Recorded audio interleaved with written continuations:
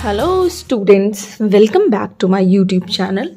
आज की वीडियो जो है एक नए टॉपिक के साथ है, क्योंकि अभी तक हम लोगों ने मेरे चैनल पे आप लोग अगर देखेंगे तो मैंने सारे एल्गी, सारे ब्रायोफाइट्स को और टेरिडोफाइट्स, इन सारे टॉपिक्स को, इनकी कैरेक्टरिस्टिक्स, इनके पर्टिकुलर एक एक स्पीशीज़ को मैंने डिटेल में पूरा वीडियो बना के रखा है।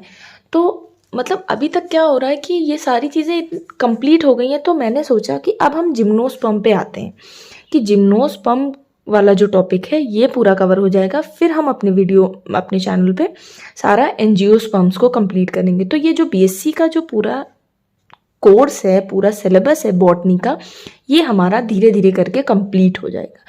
तो आज की जो वीडियो है ये पूरी इस चीज़ पर डिपेंड है कि जो हमारा पूरा जिम्नोस्पर्म है उसको हम कंप्लीट करेंगे कि जिम्नोस्पर्म्स क्या होते हैं, उनकी क्या कैरेक्टरिस्टिक्स होती हैं, और बहुत सारी चीज़ें हम इसमें डिटेल में पढ़ने वाले हैं। तो चलिए वीडियो को स्टार्ट करते हैं। सबसे पहले आता है कि जिम्नोस्पर्म्स होते क्या हैं, व्हाट आर जिम्नोस्पर्म्स। बहुत सारे बच्चे हैं कि जिनको इसके बारे में बिल्कुल भी पता ही नहीं है, तो चलो डिटेल में हम आज ये चीज़ जान लेंगे कि जिम्नोस्पर्म बेसिकली होते क्या हैं।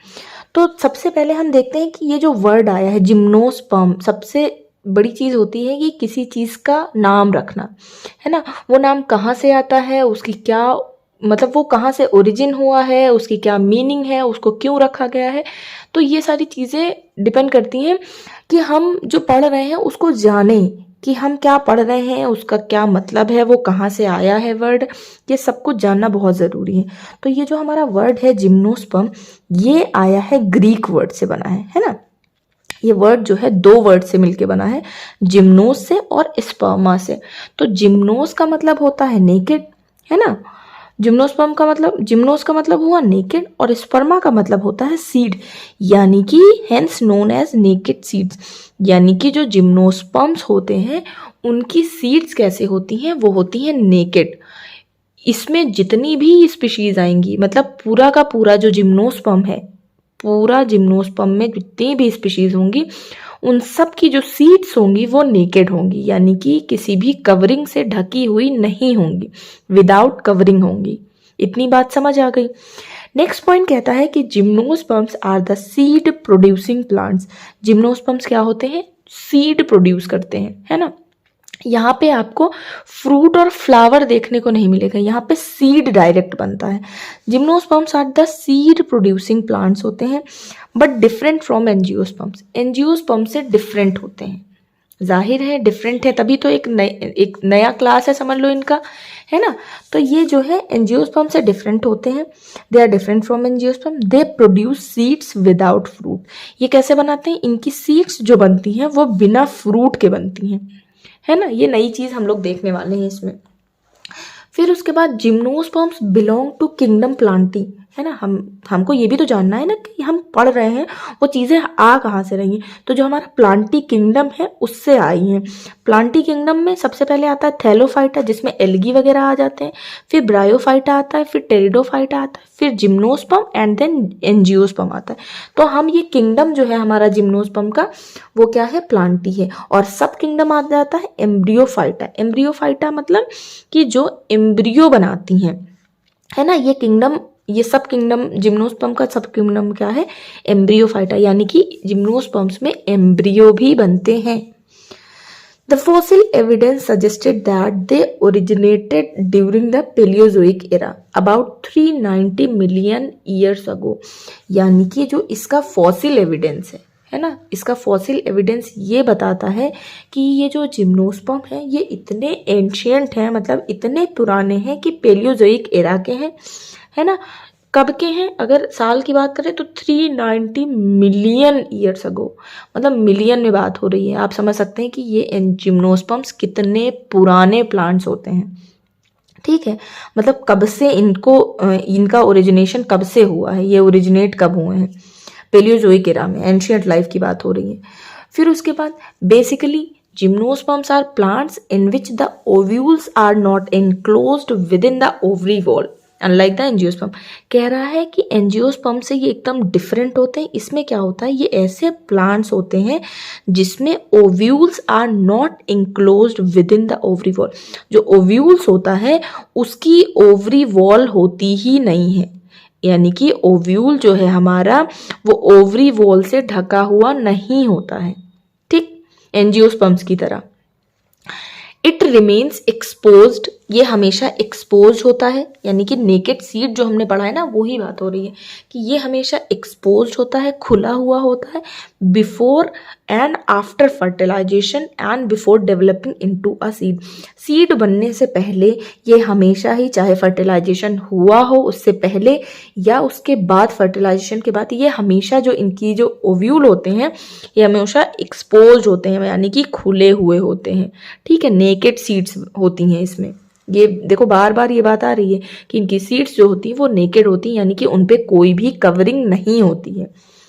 नेक्स्ट पॉइंट कहता है the stem of gymnosperms can be branched. जो स्टेम है जिम्नोस्पर्म की वो कैन बी ब्रांच्ड भी होती है और अनब्रांच्ड भी होती है। मतलब उनमें अगर स्टेम की बात आती है हमारी, तो उनकी जो स्टेम है जिम्नोस्पर्म्स की वो कभी कभी ब्रांच्ड भी होती है, ब्रांचिंग भी होती है उसमें, और कभी कभी अनब्रांच्ड भी होती है। The thick cuticle needle like leaves. Cuticle कैसी होती है, थिक होती है, मोटी होती है। नीडल लाइक लीव्स, लीव्स कैसी होती हैं। अब देखो ये सारी चीज़ें मॉर्फोलॉजिकल फीचर की बात हो रही है, मतलब कि बाहर से जो चीज़ें देखने में होती कि स्टेम कैसी है, ब्रांच है कि अनब्रांच है। लीव्स कैसी हैं, नीडल लाइक लीव्स हैं, यानी कि ऐसे पतली पतली लीव्स होती हैं, ठीक है। फिर एन संकन स्टोमेटा। स्टोमेटा कैसे होता है, संकन होता है, reduce the rate of water loss in these plants.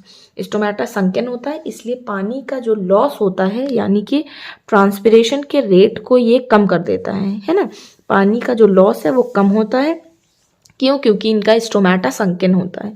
फिर the family of gymnosperm consist of conifers. अब इसमें इस फैमिली में जिम्नोस्पर्म्स में क्या क्या आते हैं, कॉनिफर्स आते हैं, साइकट्स आते हैं, है ना, नीटोफाइट्स आते हैं, द स्पीशीज ऑफ जिंकोफाइटा आता है, जिंकोफाइटा के सारे स्पीशीज आते हैं डिवीजन, एंड जिंको बाइलोबा आते हैं। ये सारी चीज़ें जिम्नोस्पर्म्स में आती हैं।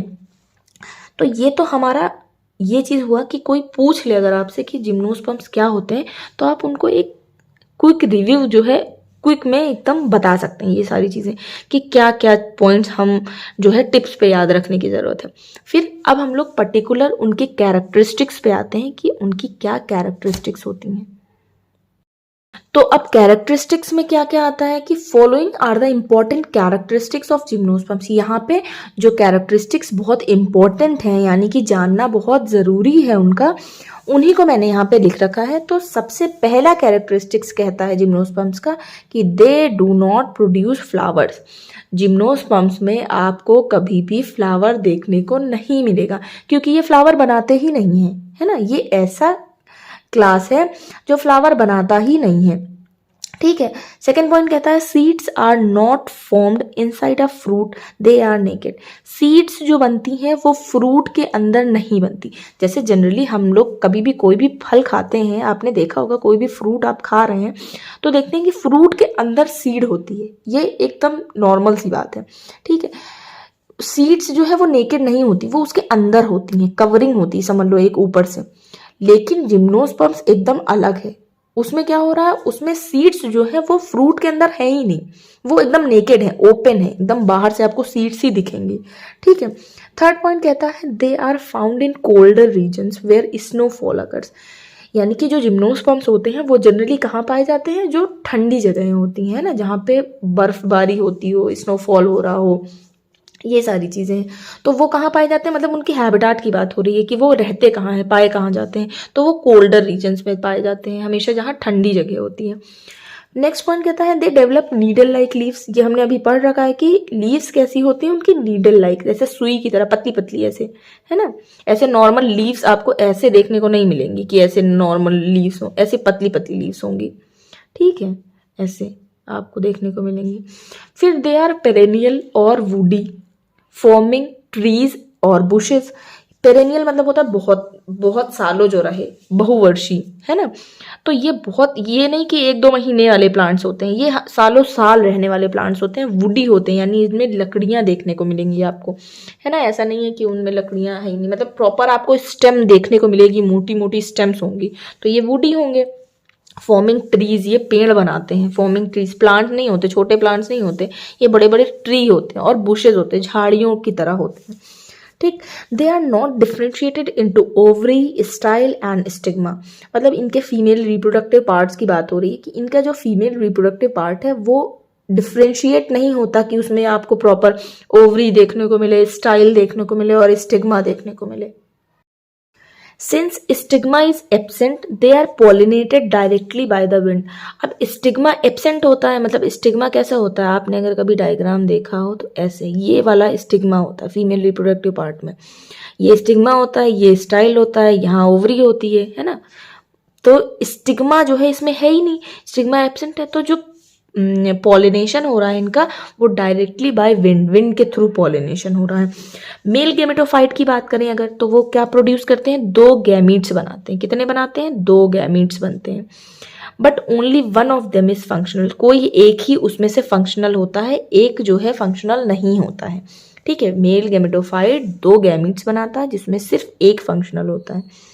दे form cones with reproductive structures, ये क्या बनाते हैं, कोन्स बनाते हैं, है ना, कोन बनाते हैं ये लोग विद रिप्रोडक्टिव स्ट्रक्चर्स के साथ। The seeds contain endosperm, seeds में क्या होती हैं, एंडोस्पर्म्स होती हैं, एंडोस्पर्म होती है। अब एंडोस्पर्म्स का काम क्या होता है, वो स्टोर करता है फूड। एंडोस्पर्म का हमेशा काम, ये जान लीजिए कि एंडोस्पर्म का हमेशा काम होता है कि वो फूड को स्टोर करे, किसके लिए, for growth and development of the plant, plant के फर्दर ग्रोथ के लिए और डेवलपमेंट के लिए। मतलब सीड जो है उसमें एंडोस्पर्म है जिसका काम ही है कि फूड को स्टोर करे, और फूड हमेशा क्या करता है भाई, ग्रोथ और डेवलपमेंट में ही काम आता है ना। हम लोग जो खाना खाते हैं वो किस काम आता है, ताकि हमारे ग्रोथ में और डेवलपमेंट में काम आए, हमारी जो है बोन्स स्ट्रॉन्ग हो, लंबी बड़े मतलब बढ़े, और जो है हमारी मसल्स स्ट्रॉन्ग हो, तो ग्रोथ में ही काम आ रहा है सारी चीज़ें। बॉडी का ग्रोथ होता है, बच्चों को खाना क्यों दिया जाता है, ताकि वो बड़े हो जाए, ग्रोथ हो उनमें, डेवलपमेंट हो उनका। तो ये सारी चीज़ें सेम वही चीज़ प्लांट्स में हो रहा है कि सीड्स में जो एंडोस्पर्म है उसका काम क्या होता है कि वो फूड को स्टोर करता है, और वो फूड काहे में काम आता है कि ग्रोथ और डेवलपमेंट में काम आता है। नेक्स्ट पॉइंट कहता है कि these plants have vascular tissues, in plants में वैस्कुलर टिश्यूज मिलते हैं। अच्छा, वैस्कुलर टिश्यूज तो हमको टेरिडोफाइट्स के बाद से ही देखने को मिल जाते हैं ना, टेरिडोफाइट से ही, प्लांट किंगडम के जो टेरिडोफाइट वाले पार्ट से ही हमको वैस्कुलर टिश्यूज देखने को मिल जाते हैं, यानी कि जो जाइलम और फ्लोएम होता है वो हमें देखने को वहीं से मिल जाता है। तो जिम्नोस्पर्म तो टेरिडोफाइट्स के बाद आते हैं, तो जिम्नोस्पर्म में ऑब्वियस है कि वैस्कुलर टिश्यूज होंगे, जो कि क्या करते हैं, which help in the transportation of nutrients and water, जो कि हेल्प करते हैं उनके ट्रांसपोर्टेशन में, और किसके ट्रांसपोर्टेशन में, न्यूट्रिएंट्स और वाटर। जो सॉइल में न्यूट्रिएंट्स प्रेजेंट है और जो वाटर प्रेजेंट है उसको प्लांट्स की ऊपर तक ले जाने में हेल्प करते हैं, कौन, वैस्कुलर टिश्यूज। जाइलम में क्या है, जाइलम में वेसल्स नहीं प्रेजेंट हैं। एक और यहाँ डिफरेंस देखने को मिलता है कि जो जाइलम होते हैं जिम्नोस्पर्म में, उनमें वेसल्स प्रेजेंट नहीं होता है, और जो फ्लोएम होता है उसमें कंपेनियन सेल्स प्रेजेंट नहीं होता और सीव ट्यूब्स प्रेजेंट नहीं होती। तो ये थोड़ा सा डिफरेंट है एंजियोस्पर्म्स के कंपैरिजन में। तो यहाँ तक जो है हमने पढ़ा कि जिम्नोस्पर्म्स क्या होते हैं, उनकी कैरेक्टरिस्टिक्स क्या होती है। अब हम लोग पढ़ेंगे कि जिम्नोस्पर्म्स में कितनी क्लासिफिकेशन है, मतलब उनकी कितनी क्लासेस हैं, ठीक है। तो चलिए वीडियो को स्टार्ट करते हैं। सबसे पहले जानते हैं कि gymnosperms are classified into 4 types as given below, यानी कि जिम्नोस्पर्म्स को 4 टाइप्स में क्लासिफाई किया गया है, जो कि अभी हम एक एक करके देखेंगे। सबसे पहला आ जाता है हमारा साइकडोफाइटा, ठीक है। साइकडोफाइटा क्या होते हैं, साइकिड्स आर डायोशियस, डायोशियस मतलब, इसका मतलब होता है कि इंडिविजुअल प्लांट्स या तो इधर मेल का होगा, यानी कि पूरा का पूरा प्लांट मेल का होगा, या पूरा का पूरा प्लांट फीमेल का होगा, है ना। ये नहीं होगा कि एक सिंगल प्लांट में जो है मेल और फीमेल दोनों के रिप्रोडक्टिव ऑर्गन देखने को मिले, ऐसा नहीं होगा। ये डायोशियस नेचर का होता है, साइकट्स जितने भी होते हैं डायोशियस नेचर के होते हैं, यानी कि इंडिविजुअली या तो पूरा का पूरा प्लांट मेल होगा या तो पूरा का पूरा प्लांट फीमेल होगा। आई होप कि ये बात आपको एकदम अच्छे से समझ में आ गई होगी। Cycads are seed bearing plants होते हैं where the majority of the members are now extinct. Cycads कैसे होते हैं? सीड बियरिंग प्लांट्स होते हैं, जिसमें से यानी कि इसमें सीड निकलते हैं प्लांट्स में, जिसमें कह रहा है कि जो मेजोरिटी है इस क्लास की, जो मेजोरिटी है मेंबर्स की, वो एक्सटिंक्ट हो गए, मतलब वो खत्म ही हो गए हैं, है ना। तो वो एक्सटिंक्ट हो गए हैं, तो अभी क्या किया जाए? अभी हम सिर्फ उनके बारे में पढ़ लें, है ना, हम लोग जान लें कि साइकट्स भी एक इनका क्लास होता था जिम्नोस्पर्म्स का। They had flourished during the Jurassic and let Jurassic era. अब समझ लो कि ये कब फ्लरिश हुए थे? जुरासिक पीरियड में और लेट जुरासिक एरा में फ्लरिश हुए थे। तो जाहिर है कि इतने पुराने प्लांट्स हैं तो अब तो वो देखने को नहीं मिलेंगे, वो एक्सटिंक्ट हो जाएंगे। क्योंकि कभी कभी क्या चीज़ होती है, क्या होता है कि कुछ चीज़ें जैसे कुछ एनिमल्स एक्सटिंक्ट हो गए हैं, तो ये होता है कि उनके टाइप का क्लाइमेट नहीं मिल रहा है उनको, यहाँ पे चीज़ें जो होती हैं उनके टाइप का क्लाइमेट नहीं मिल रहा है, फूड नहीं मिल रहा है, तो उसके हिसाब से चीज़ें गायब हो जाती हैं, विलुप्त हो जाती हैं, एक्सटिंक्ट हो जाती हैं। तो वही सेम चीज़ साइकट्स के साथ भी हुआ कि साइकोडोफाइटा के जो क्लास है उससे जितने भी मेंबर्स हैं वो एक्सटिंक्ट हो गए। क्यों? क्योंकि उनके टाइप का यहाँ पे क्लाइमेट ही नहीं मिल रहा है, उनको वो चीज़ें ही नहीं मिली, जिसकी वजह से वो ख़त्म हो चुके हैं, और फिर इतने पुराने भी थे। Nowadays the plants are considered as relics from the past। अब इस प्लांट को क्या कहा जाता है कि एक अवशेष की तरह है ना, पास्ट के अवशेष की तरह है। रिलिक्स मतलब होता है अवशेष। तो ये प्लांट जो है समझ लो एक्सटिंक्ट हो चुका है, हमें बस ये पढ़ना है कि ये भी एक कोई क्लास हुआ करता था gymnosperms. These plants usually have large compound leaves। इस प्लांट्स की लीव्स कैसी होती थी? लार्ज होती थी। अब हमें यहाँ क्या देखने को मिला? हमने अभी तक पढ़ा कि जिम्नोस्पर्म्स की लीव्स ज्यादातर कैसी होती थी? Needle like. यहाँ पे कैसी? लार्ज है, कंपाउंड लीव्स देखने को मिलती थी। थिक ट्रंक्स होते थे एंड स्मॉल लीफलेट्स होती थी which are attach to a single central system, है ना। छोटी छोटी लीफलेट्स होती थी जो कि किससे? एक सिंगल सेंट्रल सिस्टम से अटैच हुआ करती थी। They range in height anywhere between a few centimetres to several metres. ये कुछ सेंटीमीटर्स से सेवरल मीटर्स तक हुआ करते थे, मतलब इनकी हाइट की बात की जा रही कि ये कितने लंबे होते थे, ठीक है। Cycads are usually found in the tropics and subtropics. जितने भी ट्रॉपिकल और सब ट्रॉपिकल एरियाज हैं, है ना, जो रेंज होते हैं, वहाँ पे ये ज़्यादा पाए जाते थे। Some members have adapted to dry arid conditions and some also have adapted to oxygen poor swampy environments। कह रहा है कि कुछ मेंबर साइकट्स के क्या होते थे जिनको एकदम ही सूखा एनवायरनमेंट चाहिए होता था, उन्हें कोई मतलब प्रॉब्लम नहीं होती थी, ड्राई एरिड रीजन चाहिए होता था, कंडीशन चाहिए होता था। कुछ ऐसे होते थे जो स्वैम्पी एनवायरनमेंट्स में भी रहते थे, मतलब थोड़ी सी दलदल में भी रहते थे। Now the next class is Zincophyta। Zincophyta, another class of gymnosperm is Zincophyta has only one living species। अब ये जो है अभी तक हमने जो साइकट्स पढ़े हैं उसमें ये था कि वो एक्सटिंक्ट हो चुके हैं, है ना, एक्सटिंक्ट हो गए यानी कि विलुप्त हो चुके थे। अब क्या हुआ कि अब जो जिंकोफाइटा है उसमें सिर्फ एक जो है लिविंग स्पीशीज जो है रह गई है, ठीक है, उसकी सिर्फ एक लिविंग स्पीशीज है। All other members of this class are now extinct. और जो अदर मेंबर्स हैं इस क्लास के वो सारे एक्सटिंक्ट हो चुके हैं। The ginkgo trees are characterized by their large size and their fan-like leaves। अब इसमें क्या है कि ये क्यों मतलब थोड़ा सा ये डिफरेंट है उससे साइकट से कि इनकी जो लीव्स हैं वो लार्ज साइज की हैं, बड़ी बड़ी हैं, है ना, और फैन लाइक हैं, पंखे नुमा जो है इनकी लीव्स जो है थोड़ा ये इनको डिफ्रेंशिएट करता है उससे, साइकट से। तो जिंकोफाइटा की लीव्स कैसी हैं? लार्ज साइज में है और फैन लाइक लीव्स हैं। Also ginkgo trees have a large number of applications ranging from medicine to cooking. अब ये जो जिंको ट्रीज हैं इसमें क्या है? लार्ज नंबर ऑफ एप्लीकेशंस है, ये मतलब बहुत सारी चीज़ों में यूज में आते हैं, जैसे बहुत सारी मेडिसिन बनाने के यूज में आते हैं और कुकिंग में भी ये यूज आते हैं। कुछ ना कुछ इनका बनता भी है। फिर ginkgo leaves are ingested as a remedy for memory related disorder like Alzheimer's. Alzheimer's एक ऐसी बीमारी जिसमें लोगों को भूलने की आदत होती है, तो जैसे मेमोरी रिलेटेड जितने भी डिसऑर्डर्स होते हैं इनमें ये एज अ रेमेडी काम करते हैं, मतलब इनको इन बीमारियों से बचने के लिए इनको यूज किया जाता है, इनकी पत्तियों को, जिंको की लीव्स को।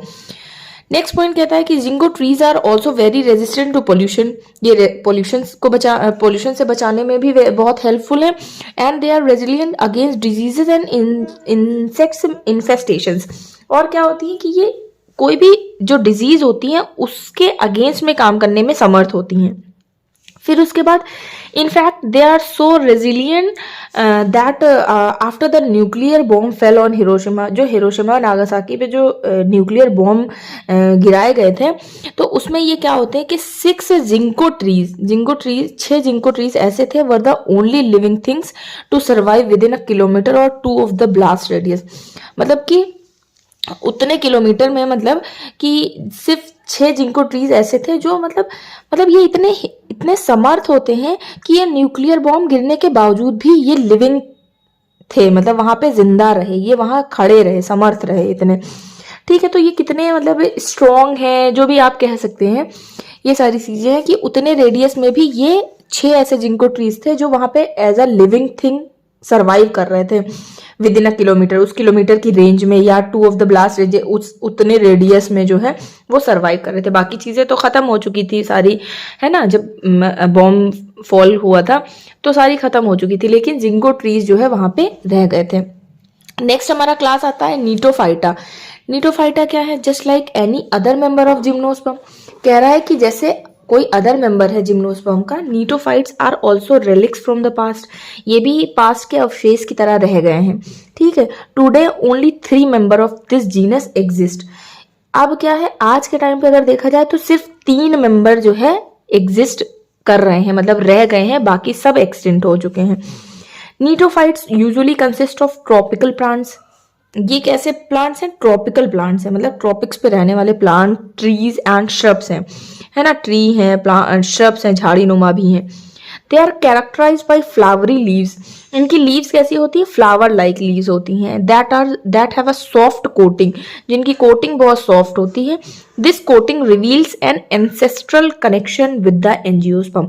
अब ये कोटिंग क्या रिवील करती है? कि इनका एंजियोस्पर्म से एक एंसेस्ट्रल कनेक्शन है ना। इनकी कोटिंग जो सॉफ्ट कोटिंग है ये रिवील करती है कि एंजियोस्पर्म से इनका एंसेस्ट्रल कनेक्शन है। एंसेस्ट्रल कनेक्शन यानी कि कोई एक पुराना कनेक्शन है एंजियोस्पर्म से। फिर नेक्स्ट पॉइंट आता है कि gnetophytes differ from other member of this class as they possess vessel elements in their xylem. फिर उसके बाद नीटोफाइट्स जो है वो थोड़े से डिफरेंट इसलिए भी हैं अदर मेंबर्स, अदर क्लासेस से, कि इनमें जो है वेसल एलिमेंट्स पाए जाते हैं जाइलम में। बाकी और उसमें जो है वेसल्स एब्सेंट होते हैं, लेकिन नीटोफाइट्स में वेसल्स एलिमेंट्स प्रेजेंट होते हैं जाइलम में। ठीक है, तो ये थोड़ा कहीं ना कहीं उन बाकियों से डिफरेंशिएट करता है। नेक्स्ट आता है और लास्ट है हमारा कनीफेरोफाइटा। ठीक है, कनीफेरोफाइटा क्या है? These are the most commonly known species among the gymnosperm families. बहुत कॉमन है, बहुत कॉमन मतलब बहुत जगह पाया जाने वाला जो है जिम्नोस्पर्म है कॉनिफेरोफाइटा। दे आर एवरग्रीन होते हैं, हमेशा ही ग्रीन रहने वाले। Hence they do not shade there leaves in the winter. यानी कि हमेशा ग्रीन रहने वाले का मतलब ये है कि ये साल के 12 महीने भी, चाहे वो विंटर हो, समर हो, ऑटम हो, कोई सा भी सीजन चल रहा हो, उन सब में अपनी लीव्स को शेड नहीं करते, मतलब पत्तियां नहीं झड़ती इनकी, हमेशा ही हरे भरे दिखने वाले पेड़ होते हैं। These are mainly characterized by male and female cones which form needle-like structures. और इनमें क्या एक मेन कैरेक्टर है कि इनका जो इनके पास क्या है, मेल और फीमेल कोन्स हैं जो कि क्या बनाते हैं, which form needle like structure, एक नीडल लाइक स्ट्रक्चर बनाता है। फिर coniferous trees are usually found in temperate zones. ये कहाँ पाए जाते हैं? टेम्परेट जोन्स में पाए जाते हैं। Where the average temperature is 10 degree Celsius, जहाँ का एवरेज टेम्परेचर जो है वो 10 डिग्री सेल्सियस होता है। Giant sequoia, pine, cedar and redwood are examples of conifers. ये सारे एग्जाम्पल्स हैं, सिकुआ का पेड़, पाइन का, सिडार का, रेडवुड का, ये सारे एग्जाम्पल्स हैं कनीफर्स के। और ये बहुत कॉमन जो है स्पीशीज है जिम्नोस्पर्म की। अब थोड़े से एग्जांपल्स भी आप देख लें जिम्नोस्पर्म्स के, जैसे साइकस हो गया, साइकस के बारे में अभी हम डिटेल में वीडियो बनाएंगे। पाइनस हो गया, पाइनस की भी डिटेल वीडियो बनाएंगे। और अकेरिया हो गया, थूजा हो गया, सेड्रस, पाइसिया, बीस, जुनिपेरस और लैरिक्स। इतने हो गए ये एग्जाम्पल। अगर कोई आपसे पूछे कि जिम्नोस्पर्म्स कौन कौन से होते हैं, एग्जाम्पल्स बताइए, तो आप ये नाम जो है उनके याद कर सकते हैं। तो ये हमारी जो जहाँ तक हमने क्या पढ़ा कि क्लासिफिकेशन ऑफ जिम्नोस्पर्म, मतलब जिम्नोस्पर्म को कितनी क्लासेस में क्लासिफाई किया गया है। अभी तक हम लोगों ने जो है जिम्नोस्पर्म्स के बारे में पढ़ा कि जिम्नोस्पर्म्स क्या होते हैं, उनकी क्या कैरेक्टरिस्टिक्स होती है, क्लासिफिकेशन भी देखा कि कितने क्लासेस में उनको क्लासिफाई किया गया है। अब हम पढ़ेंगे इकोनॉमिक इंपॉर्टेंस ऑफ जिम्नोस्पर्म्स। तो ये जो है इस पूरी वीडियो का लास्ट टॉपिक होगा। तो इससे ये होता है कि हमारा जो जिम्नोस्पर्म वाला पार्ट है वो पूरा कवर हो जाएगा, उसमें कोई भी चीज़ मुझे नहीं लगता कि रह जाएगी। तो चलिए अब आते हैं इकोनॉमिक इंपॉर्टेंस ऑफ जिम्नोस्पर्म। तो इकोनॉमिक इंपॉर्टेंस ऑफ जिम्नोस्पर्म में सबसे पहला पॉइंट आता है कि gymnosperms are a good source of food. Gymnosperms क्या होते हैं? एक अच्छा सोर्स है फूड के। मतलब इकोनॉमिक इंपॉर्टेंस मतलब यही होता है ना कि जिम्नोस्पर्म्स हमारे लिए कितने यूजफुल हैं, हम उन्हें कहाँ कहाँ यूज कर सकते हैं, हम ये सारी चीजें इस वीडियो में देखते हैं। तो जिम्नोस्पर्म क्या है? फूड का एक गुड सोर्स है, अच्छा स्रोत है जो है ना। Seeds of these non flowering plants are widely used as an edible species. जो जिम्नोस्पर्म्स की सीड होती है, यानी कि जो नॉन फ्लावरिंग प्लांट की ये जो सीड्स होती हैं, ये बहुत ही ज्यादा यूज होती हैं किसमें? एडिबल स्पीशीज, मतलब खाने में यूज होती हैं। Use for producing various food products, बहुत सारे फूड प्रोडक्ट्स जो है इनकी सीड से बनते हैं। These plant species include ginkgo, Pinus, cycas etcetera. अब कुछ स्पीशीज है जो इसमें बताया है कि जैसे जिंगो है, पाइनस है, साइकस है, ये सारे इन प्लांट्स की स्पीशीज हैं। ये एग्जाम्पल्स बता रहा है। फिर नेक्स्ट पॉइंट आता है कि a few species of gymnosperms are a good source of starch. जो स्टार्च होता है, हमारा कार्बोहाइड्रेट जो होता है, उसको बनाने में जिम्नोस्पर्म्स की कुछ स्पीशीज बहुत ही अच्छा सोर्स हैं, बहुत ही अच्छा स्रोत हैं जो स्टार्च बनाती हैं। And are also used in the production of sago. Sago बनाने में बहुत हेल्पफुल हैं। ठीक है। It serves as a major staple food for lowland और indigenous peoples. Lowland indigenous people यानी कि जो स्वदेशी लोग होते हैं, किसी भी एरिया के जो वहां के लोग होते हैं, उनका एक मेजर स्टेपल फूड होता है, मतलब बहुत ही कॉमन फूड होता है ये। तो उसको बनाने में कौन हेल्पफुल है? कुछ स्पीशीज है जिम्नोस्पर्म्स की जो बहुत अच्छा गुड सोर्स है। ठीक है। फिर in certain parts of America, America की बात आ गई कि कुछ पार्ट्स अमेरिका के क्या है, and in other lowland regions, और जो लोलैंड रीजन्स हैं अमेरिका के, the leaves of these plants species are soaked.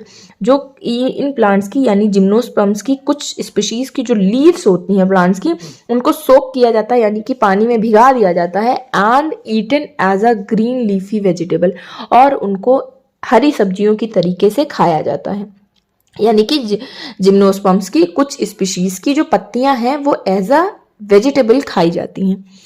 Next आता है the different species of non flowering plants are widely used in the production of wine and also on other food products. Wine बनाने में ये helpful हैं। ठीक है। उनकी जो स्पीशीज हैं जिम्नोस्पर्म्स की, कुछ ऐसी स्पीशीज हैं नॉन फ्लावरिंग प्लांट्स की जो वाइन बनाने में हेल्पफुल हैं। नेक्स्ट आता है अदर देन द फूड। अब फूड के अलावा, जैसे फूड सारी यही बातें हो रही हैं, तो फूड के अलावा क्या है कि gymnosperms are widely used by the pharmaceutical industry for the production of various medicine. मतलब फार्मास्यूटिकल इंडस्ट्री में भी जिम्नोस्पर्म्स का बहुत यूज है। क्या बनाने में? For the production of various medicine. बहुत सारी दवाइयां बनाने में ये जिम्नोस्पर्म्स का यूज होता है। Which are effectively use to treat infectious disease. जो कि किन बीमारियों को किन बीमारियों को से बचने के लिए यूज होती हैं, उनको ट्रीट करने में, वो इन्फेक्शियस डिजीज जो होती हैं, and other allergies including cold cough, जैसे जो सर्दी जुकाम हो जाता है, अस्थमा जिनको होता है, ब्रोंकाइटिस जो होता है, यानी ये सारी जो लंग्स वाली जो डिजीजेज होती है ना, जो इन्फेक्शन से हो जाती हैं, तो उनको ट्रीट करने में ये जो मेडिसिन बनती हैं वो हेल्पफुल होती हैं। जिम्नोस्पर्म्स से जो मेडिसिन बन रही हैं। फिर उसके बाद टैक्सस है अ जीनस ऑफ कनिफरस ट्री। जो कनिफरस वाला हमने पार्ट पढ़ा था, है ना, उसका एक एग्जाम्पल, एक जीनस है टैक्सस। टैक्सस का जो ट्री है is a well known for the drug taxol. वो क्या बनाता है? ड्रग टेक्सोल बनाता है। This is an anti cancer drug है, एंटी कैंसर ड्रग है। मतलब कि एंटी कैंसर मतलब जो कैंसर को ट्रीट करे, वो दवा बनाने में ये हेल्पफुल है। कौन? टैक्सस एक जीनस है कनिफरस ट्रीज का, वो हेल्पफुल है। Which is use in the treatment of different cancers and is prepared from the bark of the taxus tree. जो टैक्सस का ट्री है, हमारा जो टैक्सस प्लांट है, ट्री है, उसकी जो बार्क होती है यानी कि उसकी जो छाल होती है, उससे जो डिफरेंट डिफरेंट कैंसर्स होते हैं उनका ट्रीटमेंट करने में वो हेल्पफुल है। तो आप देख सकते हैं कि ना केवल फूड में ही हेल्पफुल है, वो फार्मास्यूटिकल इंडस्ट्री में भी जिम्नोस्पर्म का कितना बड़ा रोल प्ले कर रहा है, वो कितना हेल्पफुल है, कितना यूजफुल है। नेक्स्ट पॉइंट कहता है कि different species of cycas plant. अभी हमने टैक्सस प्लांट पढ़ा, टैक्सस का ट्री पढ़ा, अब हम साइकस पे आ गए। साइकस का प्लांट क्या है? Are used in the treatment of different diseases and also in the production of different hair care products including oil, lotion, shampoo etcetera. यानी कि कह रहा है कि साइकस का जो प्लांट है, अभी तक हमने क्या पढ़ा? फूड पढ़ा कि फूड के लिए हेल्पफुल है ना, जिम्नोस्पर्म का यूज एज अ फूड किया जा रहा है, वो अच्छा सोर्स है फूड के। फिर नेक्स्ट पढ़ा कि वो फार्मास्यूटिकल इंडस्ट्री में यूजफुल है। फिर उसके बाद अब हम पढ़ रहे हैं कि जो साइकस का प्लांट है, जिम्नोस्पर्म का एक एग्जाम्पल साइकस भी है ना, तो जो साइकस का ये जो प्लांट है, ये क्या करता है? ये डिफरेंट डिजीजेज जो हेयर से रिलेटेड प्रॉब्लम्स होती हैं, मतलब कभी किसी के बाल झड़ रहे हैं, कभी क्या हो रहा है, कभी क्या हो रहा है, तो उनमें जो हेयर केयर प्रोडक्ट्स जो होते हैं वो बनाने में हेल्पफुल होता है। जैसे उनका हेयर ऑयल बन रहा है, लोशन कोई बन रहा है, शैम्पू बन रहा है, इन सब में साइकस बहुत बड़ा रोल प्ले कर रहा है। ठीक है, तो एक नया मतलब यूज आया हमारा कि बताओ हेयर केयर प्रोडक्ट्स बन रहे हैं, ऑयल वगैरह बनाने में हेल्पफुल हो रहा है। तो फूड देखो, हमने क्या पढ़ा कि food as a good source of food है। फिर फार्मास्यूटिकल इंडस्ट्री में एंटी कैंसर के एजेंट की तरह यूज हो रहा है। फिर उसके बाद ऐसी ड्रग्स बन रही हैं जो यूजफुल है डिजीज रोकने में, है ना, इन्फेक्शियस डिजीज को रोकने में। फिर अब आ गया कि लोशन वगैरह बनाने में, हेयर केयर प्रोडक्ट्स बनाने में यूजफुल है ना, सारे हेयर केयर प्रोडक्ट्स बन रहे हैं। फिर नेक्स्ट पॉइंट कहता है there are a few species of non flowering plants which are widely used as ornaments for decoration purpose, for example fern. अब आ जाता है फर्न। फर्न क्या है? Fern as a ornamental use होता है। जैसे आप घरों को, है ना, रेस्टोरेंट्स वगैरह में जो सजाने का काम करता है ना, थोड़ा डेकोरेशन पर्पस से यूज होता है। ऑर्नामेंटल प्लांट जो कहे जाते हैं उसमें भी ये यूज होता है। कुछ स्पीशीज ऐसी हैं, मतलब पेड़ ऐसे खूबसूरत से पेड़ हैं कि उनको अगर आप रख दें तो वो डेकोरेशन पर्पस के लिए यूजफुल होते हैं। ठीक है, नेक्स्ट आता है oil extracted from the barks, would and other parts of the plants are used in the cosmetic industry in the production of perfumes, room fresheners and other fragrance spray। अब क्या हो रहा है कि कुछ कुछ ऐसे जिम्नोस्पर्म हैं जिनकी बार्क को, मतलब जिनकी छाल को निकाल के उनसे ऑयल बन रहा है, उनकी वुड से ऑयल बन रहा है, या उस प्लांट के अदर पार्ट से ऑयल जो बन रहा है वो यूज होता है कॉस्मेटिक इंडस्ट्री में, है ना। जो कॉस्मेटिक्स हम क्रीम लोशंस वगैरह यूज करते हैं उसमें यूज होता है उन इंडस्ट्री में। और जो परफ्यूम बनाने की इंडस्ट्रीज हैं, है ना, रूम फ्रेशनर्स बन रहे हैं, या कोई और फ्रेग्रेंस स्प्रे जो बन रहे हैं, उन सब के बनाने में भी जिम्नोस्पर्म का बहुत बड़ा रोल है। नेक्स्ट पॉइंट कहता है कि other than the food and medical applications, यानी कि फूड तो हमने पढ़ा ही है कि अच्छा सोर्स है फूड का, फिर मेडिकल एप्लीकेशंस में भी यूजफुल है, फिर बहुत सारे हेयर केयर प्रोडक्ट्स बन रहे हैं, कॉस्मेटिक इंडस्ट्री में यूजफुल है। तो ये सारी चीज़ें तो है ही है, लेकिन और भी क्या है कि a few of these non flowering plants are widely grown in gardens में लगाए जाते हैं, पार्क में लगाए जाते हैं, and in other places as these plants possess beautiful ornamental leaves. मतलब कि इनको गार्डन्स में लगाया जाता है, पार्क में लगाया जाता है, और जितनी भी अच्छी जगहें होती हैं उन जगह पे इनको लगा के क्या करते हैं, उनकी लीव्स इतनी ब्यूटीफुल होती हैं कि वो एज अ ऑर्नामेंटल, मतलब डेकोरेशन पर्पज से भी हम इसको लगाते हैं।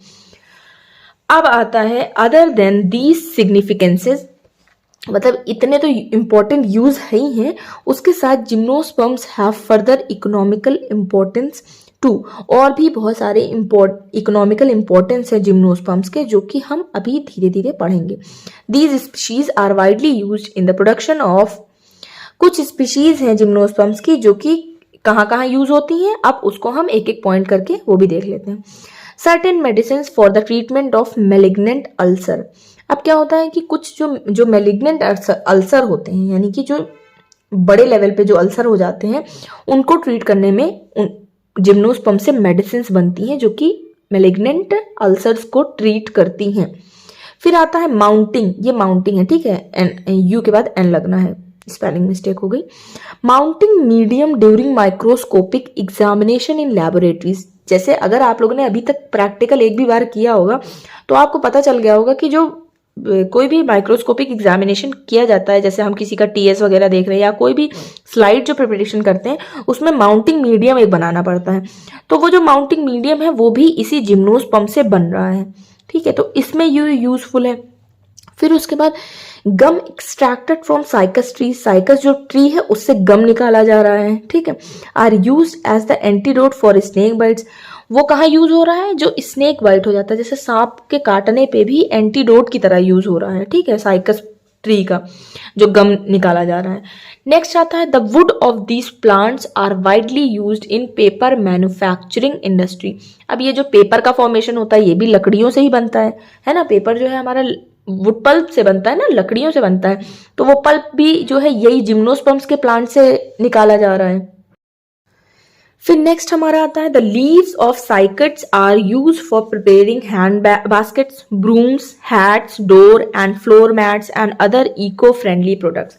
अब जो साइकट्स की जो लीव्स हैं, साइकट्स भी एक जिम्नोस्पर्म है, उसकी जो पत्तियां हैं वो क्या क्या बनाने में यूजफुल है, जैसे हाथ से बास्केट बना रहे हैं, है ना, बहुत लोग बनाते हैं, हाथ से बास्केट बना लिया, ब्रूम्स बना ली, झाड़ू वगैरह बन गई, हैट्स बन गई, जो टोपियां लगती हैं, डोर दरवाजे बन गए, फ्लोर मैट्स बन गई, है ना, जमीन पे बिछाने वाली जो मैट्स होती हैं, and other eco friendly products बनते हैं। और ये सारे प्रोडक्ट्स कैसे हैं हमारे, इको फ्रेंडली, मतलब इनसे कोई भी इन्वायरमेंट को कोई हार्म नहीं होगा, कोई भी नुकसान नहीं पहुंचने वाला।